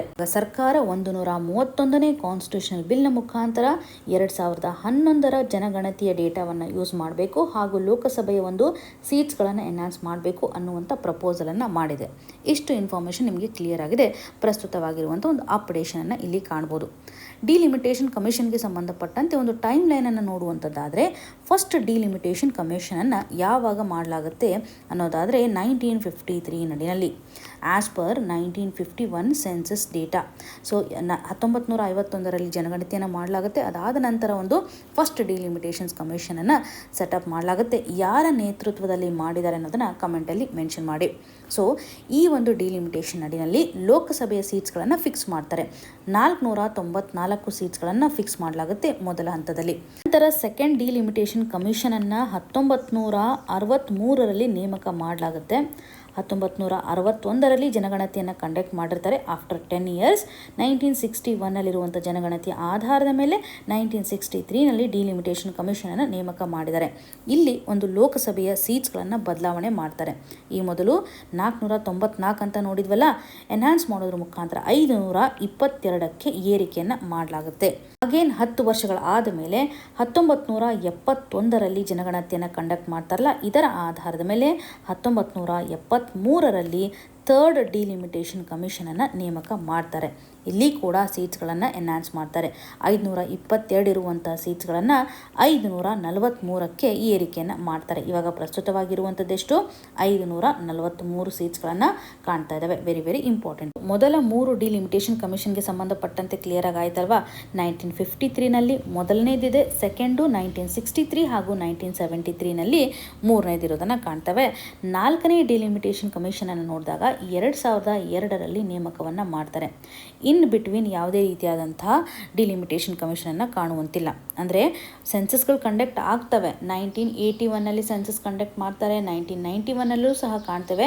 ಇದಾದ ನಂತರ ಯಾವುದೇ ರೀತಿಯಾದಂಥ ಡಿಲಿಮಿಟೇಷನ್ ಕಮಿಷನ್ಸ್ಗಳನ್ನು ನಾವು ಕಾಣ್ತಾ ಇಲ್ಲ. ಸೊ ಇಲ್ಲಿ 42nd ಕಾನ್ಸ್ಟಿಟ್ಯೂಷನ್ ಅಮೆಂಡ್ಮೆಂಟು ನಮಗೆ ಇಂಪಾರ್ಟೆಂಟ್ ಅಲ್ವಾ. ತಿದ್ದುಪಡಿಯ ಆಧಾರದ ಮೇಲೆ 2001ರ ತನಕ ಲೋಕಸಭೆ ಆಗಿರ್ಬೋದು, ಸ್ಟೇಟ್ ಲೆಜಿಸ್ಲೇಟಿವ್ ಅಸೆಂಬ್ಲಿ ನಡಿನಲ್ಲಿ ನಾವು ಸೀಟ್ಸನ್ನು ಚೇಂಜ್ ಮಾಡೋದಿಲ್ಲ. ಸ್ಟೇಟ್ಸ್ಗಳು ಪಾಪ್ಯುಲೇಷನ್ ಕಂಟ್ರೋಲ್ಗೆ ಸಂಬಂಧಪಟ್ಟಂತಹ ಮೇಜರ್ಸನ್ನು ತೆಗೆದುಕೊಳ್ಳಲಿ ಅನ್ನುವಂತಹ ನಿಟ್ಟಿನಲ್ಲಿ ಕಂಪ್ಲೀಟಾಗಿ ಫ್ರೋಸ್ ಮಾಡಿರೋದನ್ನು ಗಮನ ಹರಿಸ್ಬೋದು. 2001ರ ಜನಗಣತಿ ಆದ ಮೇಲೆ ಡಿಲಿಮಿಟೇಷನ್ ಕಮಿಷನನ್ನು ನೇಮಕ ಮಾಡ್ತಾರೆ. 4ನೇ ಡಿಲಿಮಿಟೇಷನ್ ಕಮಿಷನನ್ನು ಕಾಣಬಹುದು. ಸೊ ಇಲ್ಲಿ ಯಾವುದೇ ರೀತಿಯಾಗಿ ಲೋಕಸಭೆಗೆ ಸಂಬಂಧಪಟ್ಟಂಥ ಸೀಟ್ಸಲ್ಲಿ ಬದಲಾವಣೆ ಮಾಡೋದಿಲ್ಲ. 543ನೇ ಆ್ಯಸ್ ಇಟ್ ಈಸ್ ಆಗಿ ಇಡ್ತಾರೆ. 84ನೇ ತಿದ್ದುಪಡಿಯ ಆಧಾರದ ಮೇಲೆ ಓನ್ಲಿ ಬೌಂಡ್ರೀಸ್ಗಳ ರೀಅಡ್ಜಸ್ಟ್ಮೆಂಟನ್ನು ಮಾಡ್ತಾರೆ ಹೊರತಾಗಿ ಸೀಟ್ಸ್ಗಳನ್ನು ಇನ್ಕ್ರೀಸ್ ಮಾಡೋದಿಲ್ಲ. ಲೋಕಸಭೆ, ಸ್ಟೇಟ್ ಲೆಜಿಸ್ಲೇಟಿವ್ ಅಸೆಂಬ್ಲಿಗೆ ಸಂಬಂಧಪಟ್ಟಂತೆ ಸೀಟ್ಸ್ಗಳಲ್ಲಿ ಬದಲಾವಣೆ ಮಾಡೋದಿಲ್ಲ. 2026ರವರೆಗೂ ಆ್ಯಸ್ ಇಟ್ ಈಸ್ ಇರಬೇಕು ಅನ್ನುವಂಥ ನಿರ್ಧಾರವನ್ನು 84ನೇ ತಿದ್ದುಪಡಿ ಮುಖಾಂತರ ತೆಗೆದುಕೊಳ್ತಾರೆ. ಸೊ ಇದು ನಮಗೆ ವೆರಿ ವೆರಿ ಇಂಪಾರ್ಟೆಂಟ್. ಇದರ ಆಧಾರದ ಮೇಲೆ ಕ್ವಶನ್ಸ್ಗಳು ಬಂದೇ ಬರ್ತವೆ. 4 ಡಿಲಿಮಿಟೇಷನ್ ಕಮಿಷನ್ಸ್ಗಳನ್ನು ಕಾಣ್ತಾ ಇದ್ದಾವೆ. ಯಾವ ರೀತಿಯಾಗಿ ಮೊದಲನೇ 3 ಡಿಲಿಮಿಟೇಷನ್ ಕಮಿಷನ್ ಅಡಿನಲ್ಲಿ ಲೋಕಸಭೆಗೆ ಸಂಬಂಧಪಟ್ಟಂತೆ ಸೀಟ್ಸ್ಗಳಲ್ಲಿ ವೇರಿಯೇಷನ್ ಮಾಡ್ತಾ ಬರ್ತಾರೆ ಹಾಗೂ ಬೌಂಡ್ರೀಸ್ಗಳನ್ನು ರೀಅಡ್ಜಸ್ಟ್ಮೆಂಟ್ ಮಾಡ್ತಾ ಬರ್ತಾರೆ. ಆದರೆ 4ನೇ ಡಿಲಿಮಿಟೇಷನ್ ಕಮಿಷನ್ ನಡಿನಲ್ಲಿ ಯಾವುದೇ ರೀತಿಯಾಗಿ ಸೀಟ್ಸ್ಗಳಲ್ಲಿ ಚೇಂಜಸನ್ನು ಮಾಡೋದಿಲ್ಲ. ಇವಾಗ ಪ್ರಸ್ತುತವಾಗಿ ಹೊಸದಾಗಿ ಏನಾದರೂ ತಿದ್ದುಪಡಿಯನ್ನು ತೆಗೆದುಕೊಂಡು ಬಂದಾಗ 5th ಡಿಲಿಮಿಟೇಷನ್ ಕಮಿಷನ್ಸನ್ನು ಕಾಣ್ತಾ ಇದ್ದಾವಲ್ಲ, ಈ ಒಂದು ಹಂತದಲ್ಲಿ 2011ನೇ ಸೆನ್ಸಸ್ಸನ್ನು ಯೂಸ್ ಮಾಡಬೇಕು ಹಾಗೂ ಸೀಟ್ಸಲ್ಲೂ ಸಹ ಬದಲಾವಣೆ ಮಾಡಬೇಕಾಗಿರೋದನ್ನು ಗಮನಿಸ್ತಾ ಇದ್ದೇವೆ. ಹಾಗಾಗಿ ಈ ಒಂದು ಇಶ್ಯೂ ನಮಗೆ ತುಂಬ ಇಂಪಾರ್ಟೆಂಟ್. ಎಕ್ಸಾಮಲ್ಲಿ ಈ ಒಂದು ಇಶ್ಯೂಗೆ ಸಂಬಂಧಪಟ್ಟಂತೆ ಪ್ರಶ್ನೆಗಳನ್ನು ನಾವು ಎಕ್ಸ್ಪೆಕ್ಟ್ ಮಾಡ್ಬೋದು. ಇನ್ನು ಮುಂದಿನ ಆರ್ಟಿಕಲ್ಗೆ ಶಿಫ್ಟ್ ಆಗೋದಾದರೆ the alarming rise of medicalisation in India. ಈ ಒಂದು ಇಶ್ಯೂ ನಮಗೆ GS ಪೇಪರ್ 2 ನಡೆಯಲ್ಲಿ ಹೆಲ್ತ್ ಆಸ್ಪೆಕ್ಟ್ ಆಧಾರದ ಮೇಲೆ ಕನೆಕ್ಟ್ ಆಗುತ್ತೆ. ಇಲ್ಲಿ ಹೆಲ್ತ್ ಇಶ್ಯೂಸ್ಗೆ ಸಂಬಂಧಪಟ್ಟಂತೆ ಅದರಲ್ಲೂ ನಾರ್ಮಲ್ ಲೈಫ್ ಸ್ಟೈಲ್ನ ಆಧಾರದ ಮೇಲೆ ಕೆಲವು ಪ್ರಾಬ್ಲಮ್ಗಳನ್ನು ಫೇಸ್ ಮಾಡ್ತೇವೆ. ಒಬೇಸಿಟಿ ಅಂತ ಹೇಳ್ಬೋದು ಅಥವಾ ಸ್ಟ್ರೆಸ್ ಅಂತ ಹೇಳ್ಬೋದು. ಈ ಒಂದು ಹಂತದಲ್ಲಿ ನಾನ್ ಮೆಡಿಕಲ್ ಪ್ರಾಬ್ಲಮ್ ಆಗಿರುವಂತಹ ಇವುಗಳನ್ನು ನಾವು ಡ್ರಗ್ಸ್ ಇಲ್ಲದೆ ಟ್ರೀಟ್ ಮಾಡೋಕ್ಕಾಗದೇ ಇರತಕ್ಕಂಥ ಸ್ಥಿತಿಗತಿಗಳನ್ನು ಇವಾಗ ಕಾಣ್ಬೋದು. ಅಂದರೆ ಒಂದು ಮೆಡಿಕಲ್ ಇಂಟರ್ವೆನ್ಷನ್ ಆಗ್ತಾ ಇದೆ. ಫಾರ್ಮಾ ಇಂಡಸ್ಟ್ರೀಸ್ಗಳಿಗೆ ಇದೊಂದು ಬೆನಿಫಿಟನ್ನು ತೆಗೆದುಕೊಂಡು ಬರ್ತಾ ಇದೆ. ಮಾರ್ಕೆಟಿಂಗ್ ಕಂಡೀಷನ್ ಆಗಿರ್ಬೋದು ಆ್ಯಂಡ್ ಅಗೇನ್ ಸೋಷಿಯಲ್ ಪರ್ಸೆಪ್ಷನ್ನು ಸಹ ಬದಲಾವಣೆ ಆಗ್ತಾ ಇರುವಂಥ ಸ್ಥಿತಿಗತಿಗಳನ್ನು ನಾವು ಕಾಣ್ತಾ ಇದ್ದೇವೆ. ಅಂದರೆ ನಾನ್ ಮೆಡಿಕಲ್ ಕಂಡೀಷನ್ಸ್ಗಳನ್ನು ಟ್ರೀಟ್ ಮಾಡಲೇಬೇಕು ಅನ್ನುವಂತಹ ಸ್ಥಿತಿಗತಿಗಳು ಇವಾಗ ಕ್ರಿಯೇಟ್ ಆಗಿದೆ. ಲೈಫ್ ಸ್ಟೈಲ್ ಚೇಂಜಸ್ ಅಂತ ಬಂದಾಗ ಅಲ್ಟ್ರಾ ಪ್ರೊಸೆಸ್ಡ್ ಫುಡ್ಗಳನ್ನು ಕನ್ಸ್ಯೂಮ್ ಮಾಡುವಂತಹ ನಿಟ್ಟಿನಲ್ಲಿ ಸೆಡೆಂಟರಿ ಲೈಫ್ ಸ್ಟೈಲ್ ಆಗಿರ್ಬೋದು, ಪುವರ್ ಸ್ಲೀಪ್ ಕಂಡೀಷನ್, ಸ್ಟ್ರೆಸ್ ಇವೆಲ್ಲವನ್ನು ನಾವು ನೋಡಿದಾಗ ಲೈಫ್ ಸ್ಟೈಲ್ಗೆ ಸಂಬಂಧಪಟ್ಟಂಥ ಪ್ರಾಬ್ಲಮ್ಗಳನ್ನು ಕ್ರಿಯೇಟ್ ಮಾಡ್ತಾ ಇದ್ದೇವೆ. ಒಬೇಸಿಟಿ, ಡಯಾಬಿಟಿಕ್ ಕಂಡೀಷನ್, ಹೈಪೋಟೆನ್ಷನ್ ಇವೆಲ್ಲವನ್ನು ನಾವು ಗಮನ ಹರಿಸ್ಬೋದು. ಇಲ್ಲಿ ಈ ಒಂದು ಸಿಚುವೇಷನನ್ನು ಫಾರ್ಮಾ ಇಂಡಸ್ಟ್ರೀಸ್ಗಳು ಯೂಸ್ ಮಾಡ್ಕೊಳ್ತಾ ಇದ್ದಾವೆ. ಇವಾಗ ಫಾರ್ಮಾ ಇಂಡಸ್ಟ್ರೀಸ್ಗಳ ಒಂದು ಎಕ್ಸ್ಪ್ಯಾನ್ಷನ್ ಆಗ್ಲಿಕ್ಕೂ ಸಹ ಇದು ಕಾಂಟ್ರಿಬ್ಯೂಷನ್ನ ಮಾಡ್ತಾ ಇದೆ. ಇಲ್ಲಿ ಒಂದು ಡ್ರಗ್ಗನ್ನು ಮೆನ್ಷನ್ ಮಾಡ್ತಾ ಇದ್ದಾರೆ, ಸಿಮಾಗ್ಲುಟೈಡ್ ಅನ್ನುವಂಥದ್ದು. ಈ ಒಂದು ಡ್ರಗ್ಸನ್ನು ಹೆಚ್ಚು ಬಳಕೆ ಮಾಡುವಂಥ ಹಂತದಲ್ಲಿ ಅಥವಾ ಹೆಚ್ಚು ಮ್ಯಾನುಫ್ಯಾಕ್ಚರಿಂಗ್ ಮಾಡ್ತಕ್ಕಂಥ ಹಂತದಲ್ಲಿ ಲೈಫ್ ಸ್ಟೈಲ್ಗೆ ಸಂಬಂಧಪಟ್ಟಂಥ ಇಶ್ಯೂಸ್ಗಳನ್ನು ಹೋಗಲಾಡಿಸ್ಬೋದು ಅಂತ. ಅಗೇನ್ ಅಗ್ರೆಸಿವ್ ಆಗಿರ್ತಕ್ಕಂಥ ಮಾರ್ಕೆಟಿಂಗನ್ನು ಮಾಡ್ತಾರೆ, ಪ್ರಮೋಷನ್ಸ್ಗಳನ್ನು ಮಾಡ್ತಾರೆ, ಇನ್ಫ್ಲೂಯೆನ್ಸರ್ಸ್ಗಳ ಮುಖಾಂತರ ಆಗಿರ್ಬೋದು, ಸ್ಪಾನ್ಸರ್ಡ್ ಕಂಟೆಂಟ್ನ ಮುಖಾಂತರ ಆಗಿರ್ಬೋದು, ಅವೇರ್ನೆಸ್ ಕ್ಯಾಂಪೇನ್ಗಳ ಮುಖಾಂತರ ಡ್ರಗ್ಗನ್ನು ಪಾಪ್ಯುಲರೈಸ್ ಮಾಡ್ತಾರೆ. ಇದರಿಂದಾಗಿರುವಂತಹ ಒಂದು ಕಂಡೀಷನ್ ಏನಂದರೆ ಒಬ್ಬ ವ್ಯಕ್ತಿಗೆ ಲೈಫ್ ಸ್ಟೈಲ್ಗೆ ಸಂಬಂಧಪಟ್ಟಂಥ ಇಶ್ಯೂಸ್ಗಳನ್ನು ಹೋಗಲಾಡಿಸಲಿಕ್ಕೆ ಮೆಡಿಸನ್ನ ಒಂದು ಅವಶ್ಯಕತೆ ಹುಟ್ಟುತ್ತಾ ಹೋಗುತ್ತೆ. ಅಂದರೆ ಒಂದು ಡಿಪೆಂಡೆನ್ಸಿ ಇಲ್ಲಿ ಕ್ರಿಯೇಟ್ ಆಗುತ್ತೆ. ಓವರ್ ಡಿಪೆಂಡೆನ್ಸ್ನ ಆಧಾರದ ಮೇಲೆ ವ್ಯಕ್ತಿಗತವಾಗಿರುವಂತಹ ಚೇಂಜಸನ್ನು ಕಾಣ್ಬೋದು. ಅಂದರೆ ಬಿಹೇವಿಯರಲ್ ಚೇಂಜಸ್ ಆಗುವಂಥ ಸಾಧ್ಯತೆಗಳಿದ್ದಾವೆ ಅಂತ. ಸೈಡ್ ಎಫೆಕ್ಟ್ಸ್ಗಳನ್ನು ಸಹ ನಾವಿಲ್ಲಿ ಗಮನ ಹರಿಸ್ಬೋದಲ್ವಾ. ಮಸಲ್ ಲಾಸ್ ಆಗುವಂಥ ಒಂದು ಸಾಧ್ಯತೆಗಳನ್ನು ಕಾಣ್ಬೋದು. ಲಾಂಗ್ ಟರ್ಮಲ್ಲಿ ಒಂದು ರಿಸ್ಕನ್ನು ಇದು ಕ್ರಿಯೇಟ್ ಮಾಡುತ್ತೆ ಅನ್ನುವಂಥದ್ದು. ಡ್ರಗ್ಗನ್ನು ತೆಗೆದುಕೊಂಡಾಗ ಸೈಡ್ ಎಫೆಕ್ಟ್ಸ್ಗಳು ಆಗ್ತಾ ಹೋಗುತ್ತೆ. ಇನ್ನೂ ಹೆಚ್ಚಿನ ಪ್ರಮಾಣದಲ್ಲಿ ಡ್ರಗ್ಸನ್ನು ಸಹ ತೆಗೆದುಕೊಳ್ಬೇಕು ಅನ್ನುವಂಥ ಒಂದು ಎಡಿಕ್ಷನನ್ನು ಕಾಣ್ಬೋದು. ಹಾಗಾಗಿ ಇಲ್ಲಿ ಲೈಫ್ ಸ್ಟೈಲ್ನ ಆಧಾರದ ಮೇಲೆ ಇರುವಂಥ ಪ್ರಾಬ್ಲಮ್ಗಳಲ್ಲ. ಇದಕ್ಕೆ ಸಂಬಂಧಪಟ್ಟಂತೆ ನಾವು ಮೆಡಿಕಲೈಸೇಷನನ್ನು ಯಾಕೆ ಮಾಡಬೇಕು? ಡಯಟ್ ನಡಿನಲ್ಲಿ ಆಗಿರ್ಬೋದು, ಎಕ್ಸಸೈಸ್ನ ಮುಖಾಂತರ ಆಗಿರ್ಬೋದು, ಪಬ್ಲಿಕ್ ಹೆಲ್ತ್ನ ನಡಿಲಿರ್ತಕ್ಕಂಥ ಇಶ್ಯೂಸ್ಗಳನ್ನು ಅಡ್ರೆಸ್ ಮಾಡೋದ್ರ ಮುಖಾಂತರ. ಅಂದರೆ ಫೋಕಸ್ ಯಾವ ರೀತಿಯಾಗಿ ಇರಬೇಕು ಅಂತ. ಇವಾಗ ಫುಡ್ ಇಂಡಸ್ಟ್ರೀಸ್ಗಳ ಒಂದು ರೋಲ್ ಆ್ಯಂಡ್ ರೆಸ್ಪಾನ್ಸಿಬಿಲಿಟಿ ಯಾವ ರೀತಿಯಾಗಿರುತ್ತೆ ಅನ್ನೋದನ್ನು ಸಹ ಕನೆಕ್ಟ್ ಮಾಡ್ತಾ ಇದ್ದಾರೆ. ಫುಡ್ ಇಂಡಸ್ಟ್ರೀಸ್ಗಳು ಸಹ ನಿಗಾ ವಹಿಸಬೇಕು. ಅಲ್ಟ್ರಾ ಪ್ರೊಸೆಸ್ ಫುಡ್ನ ಮುಖಾಂತರ ಹೆಲ್ತ್ ಮೇಲೆ ಎಷ್ಟು ಮಟ್ಟಿಗೆ ಇಂಪ್ಯಾಕ್ಟನ್ನು ಕ್ರಿಯೇಟ್ ಮಾಡುತ್ತೆ, ಒಬೆಸಿಟಿಯನ್ನು ಕ್ರಿಯೇಟ್ ಮಾಡುವಂಥದ್ದಾಗಿರ್ಬೋದು. ಇಲ್ಲಿ ಒಂದು ರೆಗ್ಯುಲೇಷನನ್ನು ಮಾಡಲಿಕ್ಕೆ ನಾವು ಮುಂದಾಗಬೇಕಲ್ವಾ. ಸ್ಟ್ರಕ್ಚರಲ್ ಇಶ್ಯೂಸ್ಗಳನ್ನು ನಾವಿಲ್ಲಿ ಕಾಣ್ಬೋದಲ್ವಾ. ವೀಕ್ ರೆಗ್ಯುಲೇಷನನ್ನು ಕಾಣ್ತಾ ಇದ್ದೇವೆ. ಆ್ಯಡ್ಸ್ಗಳನ್ನು ಸರಿಯಾಗಿ ಕಂಟ್ರೋಲ್ ಮಾಡೋದಿಲ್ಲ. ಟ್ರಾನ್ಸ್ಪರೆನ್ಸಿನೂ ಸಹ ನಾವಿಲ್ಲಿ ಎನ್ಶೋರ್ ಮಾಡದೇ ಇರತಕ್ಕಂಥ ಸ್ಥಿತಿಗತಿಗಳನ್ನು ಕಾಣ್ತಾ ಇದ್ದೇವೆ. ಇವಾಗ ಪ್ರಸ್ತುತವಾಗಿ ಕ್ಲಿನಿಕಲ್ ಪ್ರೋಟೋಕಾಲ್ಸ್ಗಳು ಅದರಲ್ಲೂ ಲೈಫ್ ಸ್ಟೈಲ್ ಇಶ್ಯೂಸ್ಗೆ ಸಂಬಂಧಪಟ್ಟಂತೆ ಹೆಚ್ಚಾಗ್ತಾ ಇರುವಂಥದ್ದನ್ನು ಕಾಣ್ತಾ ಇದ್ದೇವೆ. ಇದರಿಂದ ಮಾರ್ಕೆಟು ಸಹ ಇದರ ಬೆನಿಫಿಟನ್ನು ಪಡೆದುಕೊಳ್ತಾ ಇದೆ. ಇಲ್ಲಿ ಪಬ್ಲಿಕ್ ಹೆಲ್ತ್ ಮಿಸ್ಮ್ಯಾಚ್ ಆಗ್ತಾ ಇರುವಂಥ ಸ್ಥಿತಿಗತಿಗಳನ್ನು ಕಾಣ್ತಾ ಇದ್ದೇವೆ. ಸಿಸ್ಟಮ್ ಇವಾಗ ಪ್ರಾಫಿಟ್ ಆಗ್ತಾ ಇದೆ ಹೊರತಾಗಿ ಯಾವುದೇ ರೀತಿಯಾಗಿ ಪಬ್ಲಿಕ್ ಹೆಲ್ತನ್ನು ಅಡ್ರೆಸ್ ಮಾಡಲಿಕ್ಕೆ ಮುಂದಾಗದೇ ಇರುವಂಥ ಸ್ಥಿತಿಗತಿಗಳನ್ನು ಕಾಣ್ತಾ ಇದ್ದೇವೆ. ಬೆಸ್ಟ್ ಸೊಲ್ಯೂಷನ್ ಏನಿರುತ್ತೆ? ಲೈಫ್ ಸ್ಟೈಲ್ ಸೆಂಟ್ರಿಕ್ ಆಗಿರ್ತಕ್ಕಂಥ ಅಪ್ರೋಚನ್ನು ತೆಗೆದುಕೊಂಡು ಬರಬೇಕು. ಹೆಲ್ದಿ ಆಗಿರುವಂಥ ಡಯಟ್, ಫಿಸಿಕಲ್ ಆಕ್ಟಿವಿಟಿ, ಸ್ಲೀಪ್ ಇವುಗಳ ಆಧಾರದ ಮೇಲೆ ನಾವು ಸಾಕಷ್ಟು ಇಶ್ಯೂಸ್ಗಳನ್ನು ಹೋಗಲಾಡಿಸಲಿಕ್ಕೆ ಸಾಧ್ಯತೆ ಇದೆ ಅಂತ ರೆಗ್ಯುಲೇಷನ್ನು ಸಹ ಸ್ಟ್ರಾಂಗ್ ಮಾಡಬೇಕು. ಮಾರ್ಕೆಟಿಂಗ್ಗೆ ಸಂಬಂಧಪಟ್ಟಂತೆ ಆಗಿರ್ಬೋದು, ಫಾರ್ಮಾ ಇಂಡಸ್ಟ್ರೀಸ್ಗೆ ಸಂಬಂಧಪಟ್ಟಂತೆ ಮಿಸ್ಲೀಡಿಂಗ್ ಆಗಿರುವಂತಹ ಡ್ರಗ್ಸ್ಗಳಾಗಿರ್ಬೋದು, ಮಿಸ್ಲೀಡಿಂಗ್ ಆಗಿರ್ತಕ್ಕಂಥ ಆ್ಯಡ್ಸ್ಗಳನ್ನು ನಾವು ಕಂಟ್ರೋಲ್ ಮಾಡಬೇಕು ಅನ್ನುವಂತಹ ನಿಟ್ಟಿನಲ್ಲಿ. ಹೆಲ್ತ್ ಸೆಕ್ಟರ್ ಅಂತ ಬಂದಾಗ ನಾವು ಪ್ರಿವೆಂಟಿವ್ ಆಗಿರ್ತಕ್ಕಂಥ ಮೇಜರ್ಸನ್ನು ತೆಗೆದುಕೊಳ್ಳೋದು ತುಂಬ ಇಂಪಾರ್ಟೆಂಟ್. ಅಗೇನ್ ಫುಡ್ ರೆಗ್ಯುಲೇಷನ್ಗೆ ಸಂಬಂಧಿಸಿದಂತೆಯೂ ಸಹ ನಿಗಾ ವಹಿಸಬೇಕು ಅಂತ ಆಥರ್ ಅವರು ಇಲ್ಲಿ ಎಂಫಸಿಸ್ ಮಾಡ್ತಾ ಇದ್ದಾರೆ. Very very important. ಪಬ್ಲಿಕ್ ಹೆಲ್ತನ್ನು ಅಡ್ರೆಸ್ ಮಾಡ್ತಕ್ಕಂಥ ಹಂತದಲ್ಲಿ ನಾವು ಏನು ಮಿಸ್ ಮಾಡ್ತಾ ಇದ್ದೀವಿ, ಅದರಲ್ಲೂ ಇಂಡಸ್ಟ್ರೀಸ್ಗಳು ಈ ಒಂದು ಸಿಚುವೇಶನನ್ನು ಯೂಸ್ ಮಾಡ್ಕೊಳ್ತಾ ಇದ್ದಾರೆ ಅನ್ನುವಂಥ ಆಸ್ಪೆಕ್ಟನ್ನು ಇಲ್ಲಿ ಕಾಣ್ಬೋದಲ್ವಾ. ಆಥರ್ ಅವರು ಇಲ್ಲಿ ಕ್ವಶನ್ ಮಾಡ್ತಾ ಇರುವಂಥದ್ದು ಲೈಫ್ ಸ್ಟೈಲ್ಗೆ ಸಂಬಂಧಪಟ್ಟಂಥ ಇಶ್ಯೂಸನ್ನು ನಾವು ಸಿಂಪಲ್ ಆಗಿ ಅದರಲ್ಲೂ ಸಸ್ಟೈನಬಲ್ ವೇನಲ್ಲಿ ಹೋಗಲಾಡಿಸಲಿಕ್ಕೆ ಸಾಧ್ಯತೆ ಇದೆ. ಆದರೂ ಕೂಡ ನಾವು ರೆಗ್ಯುಲೇಷನ್ನ ಸರಿಯಾಗಿ ಮಾಡ್ತಾ ಇಲ್ಲ ಅನ್ನುವಂಥ ಪ್ರಶ್ನೆಗಳನ್ನು ಹಾಕ್ತಾ ಇದ್ದಾರೆ. ಮೇನ್ಸ್ ಪರ್ಸ್ಪೆಕ್ಟಿವ್ನಲ್ಲಿ ವೆರಿ ವೆರಿ ಇಂಪಾರ್ಟೆಂಟ್ ಆಗುತ್ತೆ. ಹೆಲ್ತ್ ಆಸ್ಪೆಕ್ಟ್ನ ಆಧಾರದ ಮೇಲೆ ಕ್ವಶನ್ಸನ್ನು ಕೇಳಿರ್ತಾರೆ. ಇಲ್ಲಿರುವಂಥ ಒಂದು ಡೈಮೆನ್ಷನ್ ಡಿಫ್ರೆಂಟ್ ಆಗಿರೋದ್ರಿಂದ ಈ ಒಂದು ಅಪ್ರೋಚನ್ನು ನೀವು ಬಳಕೆ ಮಾಡ್ಕೋಬೋದು. ಇನ್ನು ಮುಂದಿನದಾಗಿ mapping the legislative vacuum in India's heat crisis. ಈ ಒಂದು ಇಶ್ಯೂ ನಮಗೆ GS ಪೇಪರ್ 2 ನಡಿಯಲ್ಲಿ ಗವರ್ನೆನ್ಸ್ ಸೆಕ್ಷನ್ಗೆ ಸಂಬಂಧಪಟ್ಟಂತೆ ಆಗಿರ್ಬೋದು, ಹೆಲ್ತ್ ಆಸ್ಪೆಕ್ಟ್ನ ಆಧಾರದ ಮೇಲೆ ಕನೆಕ್ಟ್ ಆಗುವಂಥದ್ದು. GS ಪೇಪರ್ 3 ನಡಿಯಲ್ಲಿ ನೋಡಿದಾಗ ವರ್ಕರ್ಸ್ ರೈಟ್ ಆಸ್ಪೆಕ್ಟ್ನ ಆಧಾರದ ಮೇಲೆ ಹಾಗೂ ಕ್ಲೈಮೇಟ್ ಚೇಂಜ್ಗೆ ಸಂಬಂಧಪಟ್ಟಂತೆಯೂ ಸಹ ಕನೆಕ್ಟ್ ಮಾಡ್ಬೋದು. ಪ್ರಸ್ತುತವಾಗಿ ನಾವು ಹೀಟ್ ವೇವ್ಸನ್ನು ನೋಡಿದಾಗ ಇದರಿಂದ ಸಾಕಷ್ಟು ಇಂಪ್ಯಾಕ್ಟನ್ನು ಕಾಣ್ತಾ ಇದ್ದೇವೆ. ಅದರಲ್ಲೂ ವರ್ಕರ್ಸ್ಗೆ ಸಂಬಂಧಪಟ್ಟಂತೆ ಆಸ್ಪೆಕ್ಟನ್ನು ಕನೆಕ್ಟ್ ಮಾಡ್ತಾ ಇದ್ದಾರೆ. ವರ್ಕರ್ಸ್ಗಳು ಜಾಸ್ತಿ ಹೀಟ್ ವೇವಿಂದ ಪ್ರಾಬ್ಲಮ್ಗಳನ್ನು ಫೇಸ್ ಮಾಡ್ತಾ ಇರುವಂಥದ್ದು. ನಾವು ಲೆಜಿಸ್ಲೇಟಿವ್ ನಡಿಯಲ್ಲಿ ಯಾವ ರೀತಿಯಂತಹ ಪಾಲಿಸೀಸ್ಗಳನ್ನು ತೆಗೆದುಕೊಂಡು ಬಂದಿದ್ದೇವೆ, ಲಾಗಳನ್ನು ತೆಗೆದುಕೊಂಡು ಬಂದಿದ್ದೇವೆ, ವಲ್ನರಬಲ್ ವರ್ಕರ್ಸ್ಗಳನ್ನು ಪ್ರೊಟೆಕ್ಟ್ ಮಾಡ್ತಾ ಇದ್ದೇವೆ ಅನ್ನುವಂಥ ಪ್ರಶ್ನೆಯನ್ನು ಆಥರ್ ಅವರು ಹಾಕ್ತಾ ಇದ್ದಾರೆ. ಹೀಟ್ ಕ್ರೈಸಿಸ್ ಇವಾಗ ಪ್ರಸ್ತುತವಾಗಿ ಒಂದು ಟ್ರೆಡಿಷನಲ್ ರೀಜನ್ನಲ್ಲಿ ನಾವು ನೋಡಿದಾಗ ಈ ಮೊದಲು ಇರತಕ್ಕಂತಹ ಇಂಪ್ಯಾಕ್ಟ್ ಟೆಂಪ್ರೇಚರಿಂದ ಆಗ್ತಾ ಇರುವಂಥ ಒಂದು ಇಂಪ್ಯಾಕ್ಟನ್ನು ನೋಡಿದಾಗ ಸಾಕಷ್ಟು ಬದಲಾವಣೆಯನ್ನು ಕಾಣ್ತಾ ಇದ್ದೇವೆ. ಈ ಮೊದಲು ಕೆಲವು ಏರಿಯಾಗಳಲ್ಲಿ ಮಾತ್ರ ಇಂಪ್ಯಾಕ್ಟ್ ಆಗ್ತಾ ಇತ್ತು, ಆದರೆ ಪ್ರಸ್ತುತವಾಗಿ ಸಾಕಷ್ಟು ಏರಿಯಾದಲ್ಲಿ ಇದು ಇಂಪ್ಯಾಕ್ಟನ್ನು ಕ್ರಿಯೇಟ್ ಮಾಡ್ತಾ ಇದೆ. ಹಾಗಾಗಿ ಇದೊಂದು ನ್ಯಾಷನಲ್ ಕ್ರೈಸಿಸ್ ಅಂತ ಅನಿಸ್ಕೊಳ್ತಾ ಇದೆ. ನಿಯರ್ಲಿ 57% ಡಿಸ್ಟ್ರಿಕ್ಟ್ಸ್ಗಳು ಹೀಟಿಂದ ಇಂಪ್ಯಾಕ್ಟ್ ಆಗ್ತಾ ಇರುವಂಥದ್ದು ಹೀಟ್ ಪ್ರೋನ್ ಏರಿಯಾ ಅಂತ ಕರಿಬಹುದು. ಅದರಲ್ಲೂ ಕೋಸ್ಟಲ್ ಏರಿಯಾದಲ್ಲಿ ಆಗಿರ್ಬೋದು, ಟೆಂಪ್ರೇಟ್ ಏರಿಯಾದಲ್ಲಿ ಹೆಚ್ಚಿನ ಒಂದು ಇಂಪ್ಯಾಕ್ಟನ್ನು ಕಾಣ್ತಾ ಇದ್ದಾವೆ. ಈ ಒಂದು ಕ್ಲೈಮೇಟ್ ಇಶ್ಯೂ ಏನಿದೆಯಲ್ಲ, ಇದೊಂದು ಸೋಷೋ ಎಕನಾಮಿಕ್ ಕ್ರೈಸಿಸ್ ಆಗಿ ಇವಾಗ ಕನ್ವರ್ಟ್ ಆಗ್ತಾ ಇದೆ. ಅದರಲ್ಲೂ ವರ್ಕರ್ಸ್ಗೆ ಸಂಬಂಧಪಟ್ಟಂತೆ ಒಂದು ಇಶ್ಯೂನ ನೋಡಿದಾಗ ಅವ್ರಿಗೆ ಸರಿಯಾದಂಥ ಹೆಲ್ತ್ ಇಲ್ಲ ಅಂದರೆ ಏನಾಗುತ್ತೆ ಹೇಳಿ, ಆದಾಯ ಸರಿಯಾಗಿ ಬರೋದಿಲ್ಲ, ಅವರು ಸರಿಯಾಗಿ ವರ್ಕ್ ಮಾಡಲಿಕ್ಕೆ ಆಗದೇ ಇರುವಂಥ ಸ್ಥಿತಿಗತಿಗಳನ್ನು ಕಾಣ್ತೇವೆ. ಅಷ್ಟೇ ಅಲ್ಲದೆ ಲೇಖಕರು ಇಲ್ಲಿ ಥರ್ಮಲ್ ಇನ್ಇಕ್ವಾಲಿಟಿ ಅನ್ನುವಂಥ ಕಾನ್ಸೆಪ್ಟನ್ನು ಇಂಟ್ರೊಡ್ಯೂಸ್ ಮಾಡ್ತಾ ಇದ್ದಾರೆ. ಥರ್ಮಲ್ ಇನ್ಜಸ್ಟಿಸ್ ಅಂತಲೇ ಹೇಳ್ಬೋದು. ರಿಚ್ ಕ್ಲಾಸ್ ನಡಿಯಲ್ಲಿ AC ಎಕ್ಸೆಸಬಲ್ ಇರುತ್ತೆ, ಕೂಲಿಂಗ್ ಇನ್ಫ್ರಾಸ್ಟ್ರಕ್ಚರು ಸಹ ಇರುವಂಥ ಸ್ಥಿತಿಗತಿಗಳನ್ನು ಕಾಣ್ತೇವೆ. ಅದೇ ಪುವರ್ ಪೀಪಲ್, ಇನ್ಫಾರ್ಮಲ್ ವರ್ಕರ್ಸನ್ನು ನೋಡಿದಾಗ ಯಾವುದೇ ರೀತಿಯಾಗಿ ಕೂಲಿಂಗ್ ಫೆಸಿಲಿಟೀಸ್ ಇರೋದಿಲ್ಲ, ಹೈ ಎಕ್ಸ್ಪೋಜರನ್ನು ಅವರು ಫೇಸ್ ಮಾಡಬೇಕಾಗುತ್ತೆ. ಇಲ್ಲಿ ರೈಟ್ ಟು ಲೈಫ್ ಅನ್ನುವಂಥ ವೈಲೇಷನ್ ಆಗುತ್ತಲ್ವಾ. ಸೊ ಹಾಗಾಗಿ ಆರ್ಟಿಕಲ್ 21 ಕನೆಕ್ಟ್ ಮಾಡ್ತಾ ಇದ್ದಾರೆ. ಮೋಸ್ಟ್ ವಲ್ನರಬಲ್ ಗ್ರೂಪ್ ಅಂತ ಬಂದಾಗ ಕನ್ಸ್ಟ್ರಕ್ಷನ್ ವರ್ಕರ್ಸ್ಗಳನ್ನು ಕಾಣಬಹುದು, ಸ್ಟ್ರೀಟ್ ವೆಂಡರ್ಸ್ಗಳಾಗಿರ್ಬೋದು, ಸ್ಯಾನಿಟೇಷನ್ ವರ್ಕರ್ಸ್ಗಳಾಗಿರ್ಬೋದು, ಗಿಗ್ ವರ್ಕರ್ಸ್ಗಳಾಗಿರ್ಬೋದು, ಡೆಲಿವರಿ ಏಜೆಂಟ್ಸ್ಗಳಂತ ನಾವೇನು ಕರಿತೇವೆ, ಇವರೆಲ್ಲರೂ ಕೂಡ ಹೆಚ್ಚಿನ ಪ್ರಮಾಣದಲ್ಲಿ ಹೀಟ್ಗೆ ಎಕ್ಸ್ಪೋಸ್ ಆಗಬೇಕಾಗತ್ತೆ. ಸೊ ಇವರಿಗೆ ಬರ್ತಾ ಇರುವಂಥ ಆದಾಯ ಆಲ್ರೆಡಿ ಕಡಿಮೆ ಇರುತ್ತೆ, ಹೆಲ್ತ್ ರಿಸ್ಕನ್ನು ಇನ್ನೂ ಹೆಚ್ಚಿನ ಪ್ರಮಾಣದಲ್ಲಿ ಇವರು ಫೇಸ್ ಮಾಡಬೇಕಾಗತ್ತೆ. ಯಾವುದೇ ರೀತಿಯಾಗಿ ಲೀಗಲ್ ಪ್ರೊಟೆಕ್ಷನನ್ನು ನಾವಿಲ್ಲಿ ಕಾಣ್ತಾ ಇಲ್ಲ ಅನ್ನುವಂಥದ್ದನ್ನು ಆಥರ್ ಅವರು ಪ್ರಶ್ನೆ ಮಾಡ್ತಾ ಇದ್ದಾರೆ. ಕೆಲವೊಂದಿಷ್ಟು ಲೆಜಿಸ್ಲೇಟಿವ್ ವ್ಯಾಕ್ಯೂಮನ್ನು ನಾವಿಲ್ಲಿ ಗಮನ ಹರಿಸ್ಬೋದು. ಅದರಲ್ಲೂ ವರ್ಕರ್ಸ್ ರೈಟನ್ನು ಪ್ರೊಟೆಕ್ಷನ್ ಮಾಡುವಂಥ ಹಂತದಲ್ಲಿ 1948 ಆ್ಯಕ್ಟನ್ನು ನೋಡುವಂಥದ್ದಾದರೆ ಫ್ಯಾಕ್ಟ್ರಿ ಆ್ಯಕ್ಟ್ ಅಂತ ಕಾಣ್ತೇವೆ. ಈ ಒಂದು ಫ್ಯಾಕ್ಟ್ರಿ ಆ್ಯಕ್ಟ್ ನಡಿನಲ್ಲಿ ಕೇವಲ ಇಂಡೋರ್ ಲೆವೆಲಲ್ಲಿ ವರ್ಕ್ ಪ್ಲೇಸ್ ಇರುತ್ತಲ್ಲ, ಅದನ್ನು ಮಾತ್ರ ಕವರ್ ಮಾಡ್ತಾ ಇರತಕ್ಕಂಥ ಸ್ಥಿತಿಗತಿಗಳನ್ನು ಕಾಣ್ತಾ ಇರುವಂಥದ್ದು. ಪ್ರಸ್ತುತವಾಗಿರುವಂಥ ಕ್ರೈಸಿಸ್ ಸ್ವಲ್ಪ ಡಿಫ್ರೆಂಟ್ ಆಗಿದೆ. ಹೀಟ್ ವೇವ್ಸ್ನ ಆಧಾರದ ಮೇಲೆ ವರ್ಕರ್ಸ್ ಮೇಲೆ ಯಾವ ರೀತಿಯಾದಂಥ ಇಂಪ್ಯಾಕ್ಟ್ ಆಗ್ತಾ ಇದೆ ಅಂತ. ಆ್ಯಂಡ್ ವೆರಿ ರೀಸೆಂಟ್ಲಿ 2020ನಲ್ಲಿ ಲೇಬರ್ ಲಾಸ್ಗಳನ್ನು ತೆಗೆದುಕೊಂಡು ಬರ್ತಾರೆ. ಅದರಲ್ಲೂ occupational safety, health and working ಕಂಡೀಷನ್ಗೆ ಸಂಬಂಧಪಟ್ಟಂಥ ಒಂದು ಕೋಡನ್ನು ನಾವು ನೋಡಿದಾಗ ಅಲ್ಲಿಯೂ ಕೂಡ ಯಾವುದೇ ರೀತಿಯಾಗಿ ಹೀಟ್ ಎಕ್ಸ್ಪೋಜರ್ಗೆ ಸಂಬಂಧಿಸಿದಂತೆ, ಔಟ್ಡೋರ್ ಹೀಟ್ ಎಕ್ಸ್ಪೋಜರ್ಗೆ ಸಂಬಂಧಪಟ್ಟಂತೆ ಇಶ್ಯೂವನ್ನು ಅಡ್ರೆಸ್ ಮಾಡಿರುವಂಥದ್ದಾಗಿ ನಾವು ಕಾಣ್ತಾ ಇಲ್ಲ. ಸೊ ಹಾಗಾಗಿ ಈ ಒಂದು ಲಾ ನಡಿಯಲ್ಲಿ ಬದಲಾವಣೆಯನ್ನು ಮಾಡಬೇಕು. ಸರ್ಕಾರ ಕೆಲವೊಂದಿಷ್ಟು ಮ್ಯಾಂಡೇಟರಿ ಪ್ರೊವಿಷನ್ಸ್ಗಳನ್ನು ತೆಗೆದುಕೊಂಡು ಬರಬೇಕು ಸೇಫ್ಟಿ ರೂಲ್ಸ್ಗೆ ಸಂಬಂಧಪಟ್ಟಂತೆ. ಹಾಗೂ ಫಿಸ್ಕಲ್ ಗ್ಯಾಪನ್ನು ಸಹ ನಾವಿಲ್ಲಿ ಅಡ್ರೆಸ್ ಮಾಡುವಂಥದ್ದಾದರೆ, ಇವಾಗ ಹೀಟ್ ವೇವ್ಸ್ ಅಂತ ಬಂದಾಗ ಇದನ್ನು ಯಾವುದೇ ರೀತಿಯಾಗಿ ಡಿಸಾಸ್ಟರ್ ಲಿಸ್ಟ್ ನಡಿನಲ್ಲಿ ನಾವು ನೋಟಿಫೈ ಮಾಡಿಲ್ಲ. ಇದರಿಂದಾಗಿ ಇದಕ್ಕೆ ಸಂಬಂಧಪಟ್ಟಂತೆ ಇಂಪ್ಯಾಕ್ಟನ್ನು ತಡೆಗಟ್ಟಲಿಕ್ಕೂ ಸಹ ನಾವು ಯಾವುದೇ ರೀತಿಯಾಗಿ ಮೇಜರ್ಸನ್ನು ತೆಗೆದುಕೊಳ್ಳಲಿಕ್ಕೆ ಆಗೋದಿಲ್ಲ.